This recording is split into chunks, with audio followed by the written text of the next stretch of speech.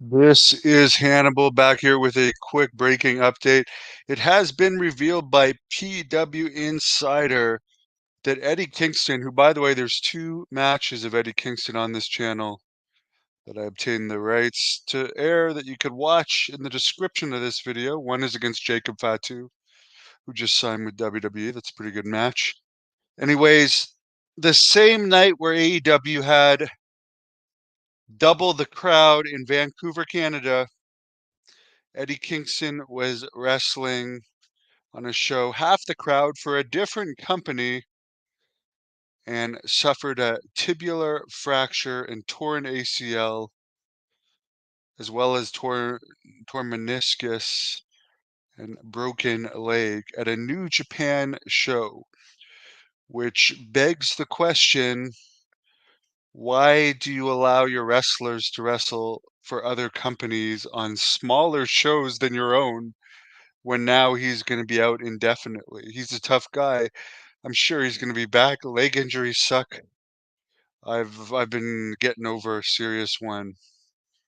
It happened quite a while ago. I wish him the best. I've met him in California. A very nice guy who told me he watches at least watched the channel at that point. Now he's a big star. So he's probably really busy. Other news, the Von Erichs have reportedly signed with a major company, which means WWE or AEW.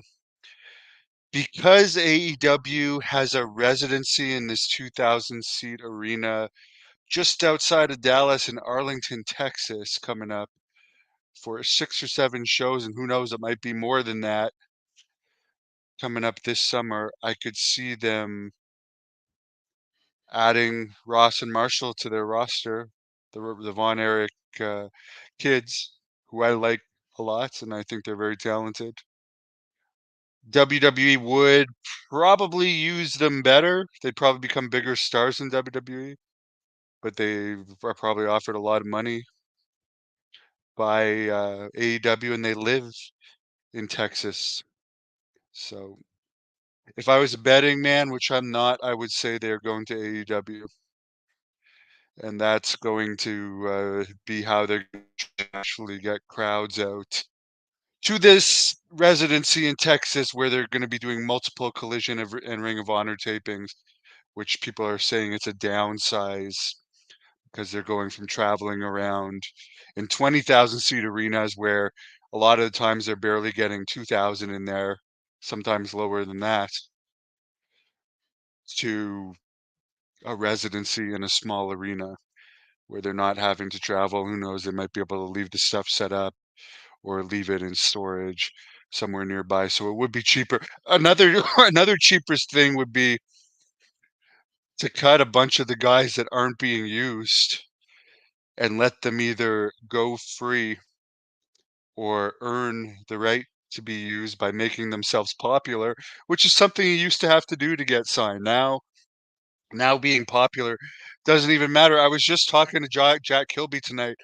There's a guy that I won't name because I don't disrespect him or anything, and I don't want to call it out, but one of the lowest viewed videos on this channel is a video of an interview done within the last 6 months by John Paz on a wrestler that's been signed to AEW. It has like 241 views. One of the lowest viewed, if not the lowest on the channel, is like, how does this guy have an AEW contract? It's crazy.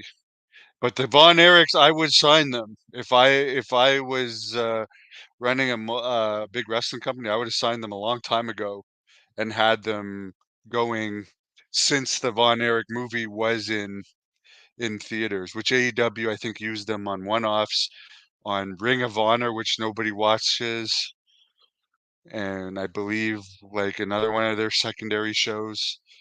So good luck to them. And yeah, I just find it bizarre.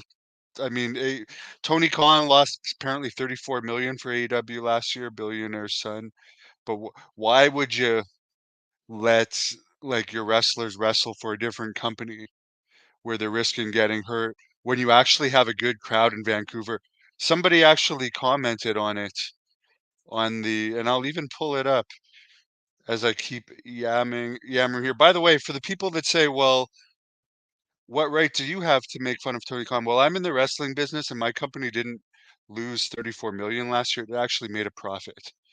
So I actually know how to make a profit in wrestling and operate companies off of cash flow. If I had billions of dollars to throw into a company, I would do miracles, but okay, I'm actually going to copy this message and post it so people don't think I'm making this up. But well, they had one of their biggest shows of the year. I'm pretty sure the biggest collision attendance of the year. They advertised John Moxley for it locally, and he was on the posters on the websites the day of the events on AEW and the arena's websites the day of the event. Yet he was booked for this New Japan show.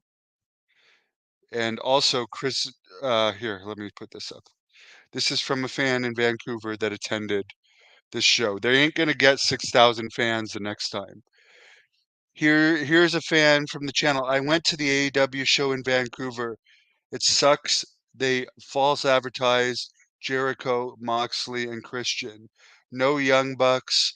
Lots of fans weren't happy about this. When SmackDown was in Vancouver in January, Roman Reigns even showed up. AEW's top stars dropped the ball in Vancouver. Well, the Young Bucks weren't in Vancouver because they were too busy on this New Japan show. So unless Tony Khan eventually buys New Japan, I don't even see why they bother. Where's that poster? Do I still have it? No. They also false advertised for Winnipeg. Oh, here's the Vancouver one. This guy is saying that Jericho was advertised, Moxley was advertised, which you can see Moxley at the bottom. Didn't show up. I know I know FTR was there because they wrestled the British Bulldog Jr., but apparently he's saying Christian was advertised and wasn't there. I don't see Christian on the poster. I don't think Tony Storm was there, but I'm not sure of it. But definitely Moxley was not, and this guy is saying Christian was not. So I mean, all these things and prioritizing New Japan is really you're going to be going to a lot of residencies. You're going to be going to a lot of smaller arenas when fans pay to see the top stars and they don't show up. That's just my opinion. I hope it gets better. And as I said, I'm not saying anything bad about Eddie Kingston. He's under contract to AEW. I don't know if he's getting paid by AEW or New Japan, or if Tony Khan has secretly bought New Japan, as a lot of people are saying, since he's pretty much absorbing most of their talent at this point and putting such a priority on their shows. But it's just risky when you have marquee wrestlers that are good wrestlers like Eddie Kingston doing other shows and getting hurt.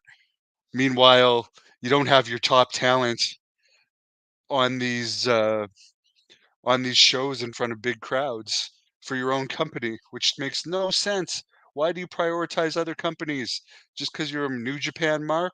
Or do you actually own New Japan? I really don't know.